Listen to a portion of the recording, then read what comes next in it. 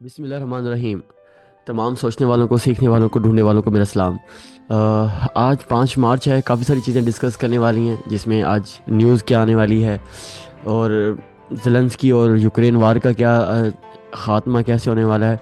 और साथ ही में हम क्लोजिंग चेक करेंगे डॉलर की। आज क्लोजिंग कैसे है, डॉलर ने ख़ुद को ही फंसा लिया है और कौन सी अपॉर्चुनिटीज़ हैं। ये सारी चीज़ें आज हम डेली एनालिसिस को के अंदर कवर करेंगे। जो सबसे पहली चीज़ जो डिस्कस करने वाली है वो होता है हमारा आज का फॉरेक्स कैलेंडर। फॉरेक्स कैलेंडर की बात करें तो आज दो अगर अहम न्यूज़ जो आने वाली हैं, एक डॉलर के हवाले से अगर बात करूं तो आईएसएम सर्विसेज है जो ड्रॉप होने लगी है। एडीबी की बात करें, ये भी ड्रॉप फोरकास्ट की जा रही है। तो कोई भी डॉलर के फेवर में नहीं बैठेगा। कोई भी बड़ा प्लेयर रिटेलर जो है वो इसके अगेंस्ट ही जाएंगे। डॉलर की फेवर में कोई नहीं आएगा। दूसरा, हम बात करते हैं ट्रम्प की स्पीच थी।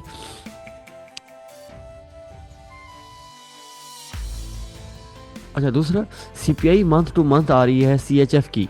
तो वो क्या है यूएससी सीएचएफ का कि 0.5% फोरकास्ट की जा रही है, जो बहुत ज़्यादा है, जो सीएचएफ को मज़ीद स्ट्रॉन्ग करेगा। तो बाकी ट्रंप ने अभी जो स्पीच की है, ट्रंप की स्पीच में और अभी तक जो बातें हो रही हैं कि यूक्रेन प्रिपेयर टू फाइनलाइज जो मिनरल एग्रीमेंट है वो होने लगा है। रशियन वार जो है वो एंड होने लगी है। रशिया ने सिग्नल दे दिया कि वो पीस के लिए तैयार है। ज़ेलेंस्की जो है वो नेगोशिएशन करने के लिए दोबारा टेबल पर आने के लिए रेडी है। तो ये मिनरल पर एग्रीमेंट हो रहे हैं। तो ये सारी चीज़ें आपके सामने ये रिस्क सेंटीमेंट ऑन को ट्रिगर कर रही हैं। एक बात। दूसरा, हम टेक्निकल देखें डॉलर को, तो डॉलर के अंदर हमें वाज़ेह तौर पे वीकनेस नज़र आ रही है। कल थोड़ा सा लेवल के अंदर फंसा हुआ था डॉलर, लेकिन अब जो है एक हाई वॉल्यूम के साथ एरिया क्लियर हुआ है। तो सुकून से आप डॉलर को जो है अब सेल कर सकते हैं। यहाँ तक, इन एरियाज़ तक जो है डॉलर जो है अब आपको यहाँ तक ये मूव दे सकता है। डॉलर की मूव को मज़ीद कंफर्म करने के लिए आप यूरो का हम चार्ट देख लेते हैं। यूरो का चार्ट इस चीज़ की निशानदही कर रहा है कि वाकई कल जो है एरिया जो, जैसे कि कल मैंने बताया था कि एक बहुत अच्छा सा हमारे पास बाउल शेप बनी हुई है और ये इंडिकेट कर रही है कि यूरो एक अच्छी मूव करेगा। तो अब नेक्स्ट लेवल क्या है यूरो का? करंट जहाँ पे खड़ा है ये एक लेवल है। तो अगेन यहाँ पर अगर आपको आज मिलती है यूरो यहाँ पर मिलता है तो बहुत अच्छी बाइंग क्रिएट होगी। तो आज इंशाल्लाह ये एक अच्छी ट्रेड आपको मिल सकती है। यूरो यूएसडी आज बड़ा ज़बरदस्त बाय है। और उसके बाद मेरा 6S को आज देख लूँ, क्योंकि CHF काफ़ी स्ट्रॉन्ग होने लगा है। तो उसके चार्ट के अंदर ना हम उसकी फुटप्रिंट देख भी रहे हैं कि CHF वाकई ही आपको रेडी है फ्लाई करने के लिए। तो ये कहाँ तक जा सकता है? इसका जो गैप कैंडल बनी हुई है ना, ये यहाँ भी करे ना, तो यहाँ तक ये जा सकता है। तो USD CHF एक अच्छी ट्रेड होगी। USD CHF को भी मैं अगर यहाँ से आपको दिखा देता हूँ, तो फिर हम आज की दो ट्रेड्स बड़ी ज़बरदस्त जिनके पैरामीटर्स पूरे हो रहे हैं।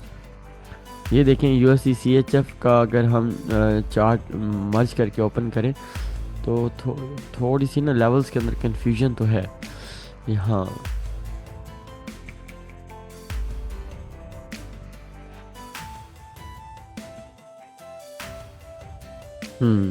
बज़ाहिर तो एरिया क्लियर हुआ है, रिटेस्ट भी कंप्लीट है।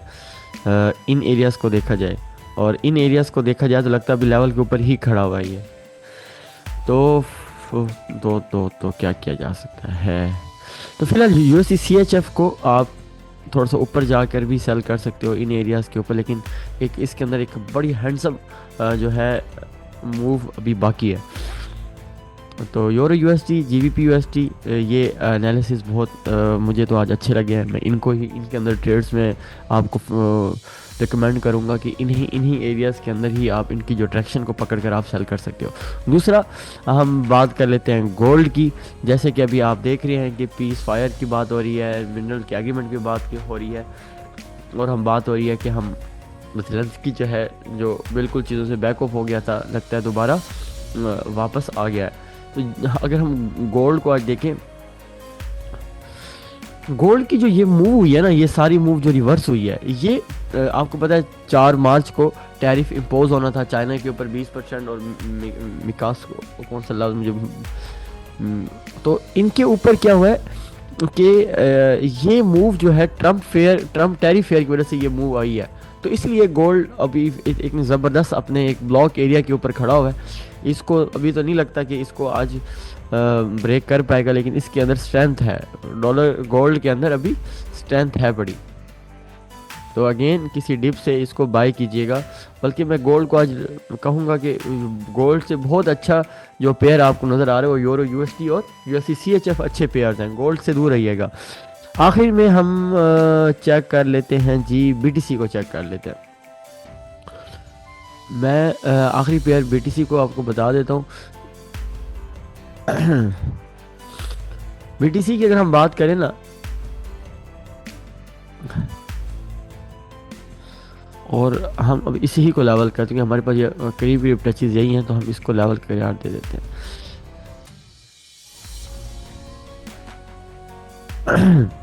बीटीसी को देखें तो बीटीसी ने अगेन जो है एक रेंज सी बना ली थी इधर।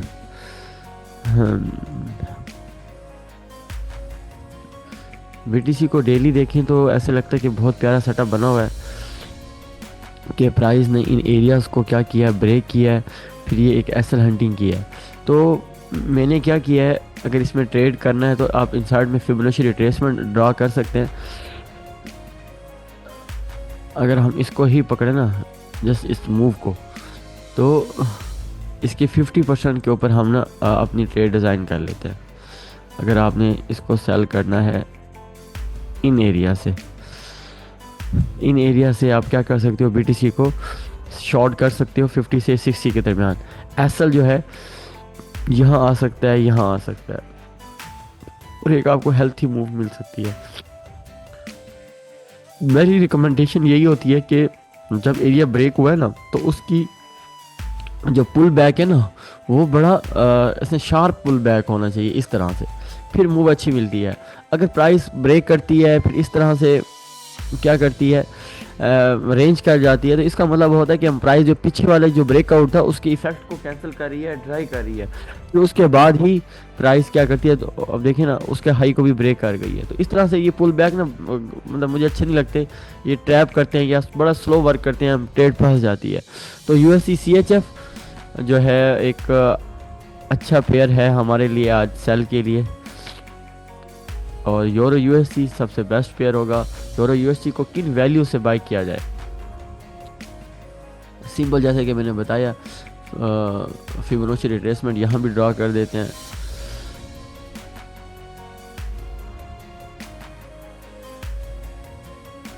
$50 और $60 के दरमियान अगर हम लगाएं ना ये एरिया, तो प्राइस अगर यहाँ आती है 105.60 के ऊपर, तो एक अच्छी बाइंग बनेगी। एसएल इसका यहाँ आ सकता है, इस ब्रेकआउट कैंडल के नीचे या इस गुच्छे के नीचे भी एसएल डिज़ाइन हो सकता है। तो ये ओवरऑल आज के एनालिसिस से, उम्मीद है आपके एनालिसिस और मेरी एनालिसिस आपकी ट्रेडिंग में कुछ बुनियादी जो फ़र्क है वो डाल रहे होंगे कि लेवल्स का कैसे ख्याल रखना है, न्यूज़ को कैसे अलाइन करना है, चीज़ें।